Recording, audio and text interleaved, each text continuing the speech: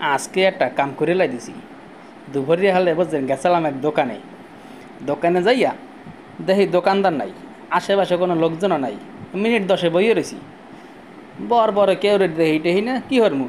দেখি দোকানের সামনে একটু মশায় কাটার বান্ধুন না। আস্তে করিয়া মশাকে খুললে খাওয়া শুরু করছি।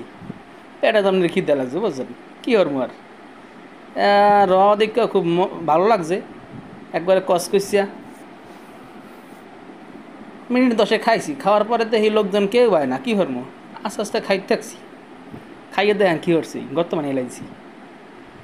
আর লোকজন না এলে কাটালে মালিক নাই, দোকানদার নাই, কেউ নাই। চিন্তাছি যদি কেউ ইজি খায় দাম দিত মানে।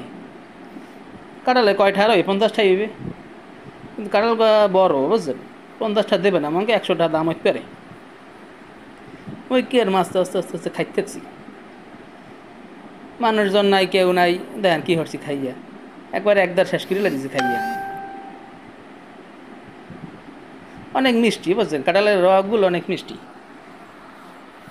কসকসা, খাইতে খুব ভালো। এইরকম কাঁঠালে মুই বোঝেন খাই। ফের ফেরে ল্যাবরেটরি কাঁঠাল খাইতে ভালো লাগে না। তাই আশেপাশে কেউ নাই, ওই বিসিযোগ্য থইছি, নিচেযোগ্য বিসি পড়ছে, ওই চলা হালাইছি।